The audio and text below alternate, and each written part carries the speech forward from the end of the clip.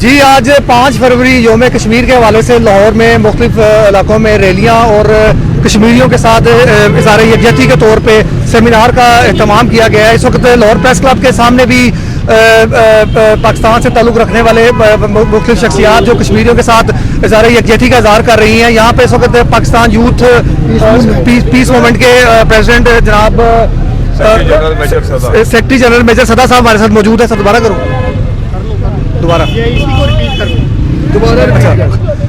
Pakistan youth پیس movement secretary general major صدا. جی اس وقت ہمارے ساتھ پاکستان پیس موومنٹ کے سیکرٹری جنرل میجر صدا صاحب موجود ہیں اور ہم ان سے پوچھتے ہیں کہ ان کا کشمیریوں پہ ڈھائے جانے والے مظالم کے بارے میں کیا کہنا. جی سر. جی آج 5 فروری کو بھرپور طریقے سے یوم یکجہتی کشمیر منایا جا رہا ہے. پاکستان یوتھ پیس موومنٹ کی طرف سے ہم یہاں اکٹھے ہوئے ہیں اور ہم بھارت کو یہ پیغام دینے کے لیے آئے ہیں کہ جو مظالم ہمارے کشمیری بھائیوں پہ ڈھائے جا رہے ہیں ان کو فی الفور بند کیا جائے, کشمیر کو آزادی دی جائے. اگر ابھی نہ دی گئی تو سکھ برادری بھی ہمارے ساتھ کھڑی ہو گئی ہے. آپ کو جیسے پتہ ہے کہ سکھ برادری بھی جو ہے بھارت میں وہ خالستان بنانے جا رہے ہیں. انشاءاللہ وہ 2 دن دور نہیں جب بھارت کے ٹکڑے ٹکڑے ہونے جا رہے ہیں.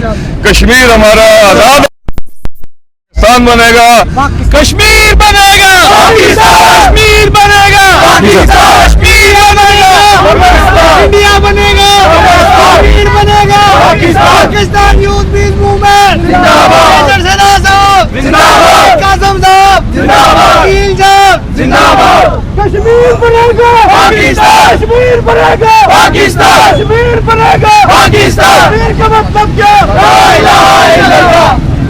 السلام علیکم جی, میں لاہور کا جنرل سیکرٹری ہوں پاکستان یوتھ پیس موومنٹ کا.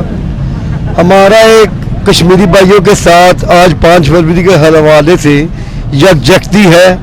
ہم ہر حال میں, ہر وقت, ہر ٹائم اپنے کشمیریوں بھائیوں کے ساتھ کھڑے ہیں اور انشاءاللہ تعالیٰ وہ دن دور نہیں. میری ایک بات یاد رکھنا, دنیا میں جنت کشمیر ہے اور کافر کو کبھی جنت نہیں ملتی. یہ انشاءاللہ تعالیٰ مسلمانوں کی جنت ہے, یہ مسلمانوں کی ہی ہو کے رہے گی. ان کا کہنا تھا کہ دنیا میں جنت کشمیر ہے اور جنت کبھی کافر کو نہیں ملتی اور کشمیر مسلمانوں کے لیے اور مسلمانوں کی جنت اور مسلمانوں کو ہی ملے گی.